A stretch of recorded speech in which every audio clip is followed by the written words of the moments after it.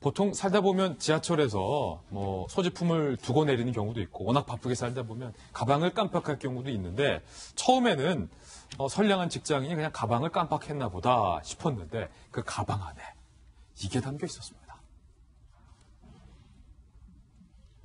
왜 이렇게 이게 한국에서 마약이 요즘 이렇게 활개를 치는지 참으로 걱정스러워요. 잃어버린 가방 찾으려다 딱 걸린 마약 사범.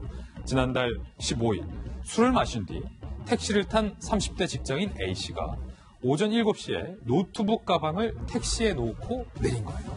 뭐 그럴 수 있죠. 오전 8시쯤 택시기사가 월곡지구대에 친절히 가방을 전달합니다. 그러면서 이거 우리 술 취한 승객이 두고 내린 물건이에요.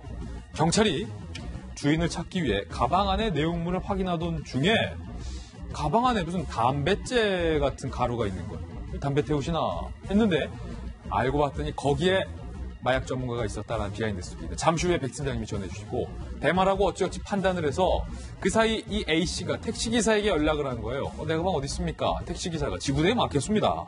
그래서 경찰은 지구대에 연락 온 A씨에게 경찰서로 오시죠. 뭐 종암서에 가방이 있습니다라고 유도를 해서 A씨를 검거한 사건입니다. A씨는 담뱃재가 대마 맞습니다. 지인이 건네서 호기심에 라고 시인을 했고 불었기 때문에 이 지인도 함께 대마를 핀 공범으로 처벌이 될 위기에 처했다는 겁니다. 백 팀장님, 이게 담뱃재가 아니라 대마라는 걸 어떻게 알았어요? 이렇게 된 겁니다. 이제 지난 그 3월 15일 날 오전 7시, 그러니까 이제 30대 이 승객이 아마 밤새 술을 먹었던 거 봐요. 예. 그런데 택시 기사분이 대방동에서 이제 이분을 내려줬습니다. 근데 나중에 이제 운행을 하다가 보니까 뒤쪽에 그 가방이 있으니까 이걸 운행을 하다가 얼곡지구대에 갖다 줍니다. 근데 얼곡지구대에 그냥 일반 경찰만 있었으면 이게 별 문제가 안 됐을 소지가 있었어요. 사실은 지구대면 작은 규모라. 네, 그렇습니다. 그런데 택시 기사분이 이제 분실물 습득 보고를 작성을 하고 확인을 하기 위해서 열어보니까 이게 담뱃재 같은 게 노트북 사이에 있는 겁니다. 근데 이 열어봤던 사람이 옆에서 보고 있다가 야, 잠깐, 직원에게.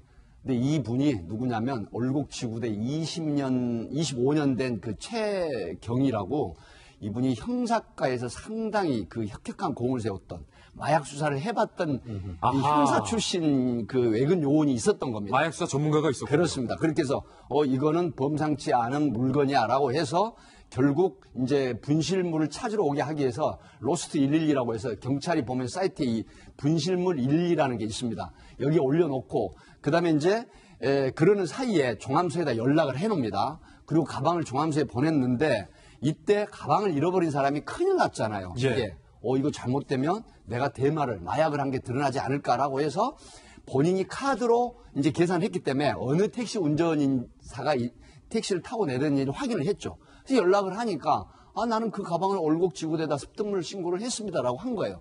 그래서 이제 안내를 받아서 경찰서를 찾아갔는데 경찰서에 이제 체포가 된 것이죠. 체포할 준비를 경찰들이 다 하고 있었어요. 네, 이때 자백을 했어요. 본인이 뭐 술집에서 이 대마를 구매를 했는데 사실 호기심에 펴봤다라고 했는데 수사를 해보니까 결국은 두 사람이 동시에 구매를 해서 대마를 한 걸로 파악이 돼가지고 일단은 지금 불구속 상태로 수사를 하고 있다고 합니다. 그렇군요.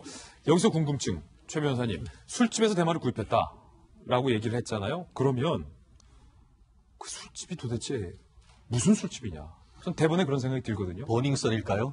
버닝썬이냐? 그러지는 않겠죠. 그러지는 않을 건데 지금 좀 전에 얘기하신 것처럼 우리나라가 마약 청정국 지위를 최근에 잃었습니다. 예. 유엔 같은 경우에는 마약 청정국 기준을 인구 10만 명당 2명 정도까지는 인정해줍니다. 쉽게 말하면 5만 명 도시에 사람 한 명 정도 있을 때까지는 이게 그 마약 청정국으로 인정되는데 우리나라가 마약 같은 경우에는 청정국이었잖아요. 그랬었죠. 2010년대 초중반까지도 그랬다가 2017년 재작년 같은 경우에는 10만 명당 27.5명으로 해서 순식간에 훌쩍 넘어버렸습니다. 예. 최근에 계속 우리 방송에도 마약 나오는 것이 이와 같은 세태를 반영하는 것 같은데요.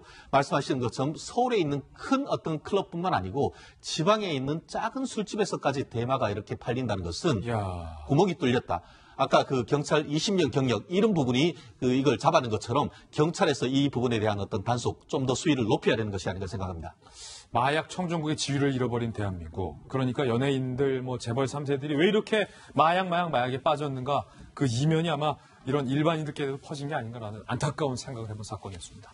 두 분 감사드립니다.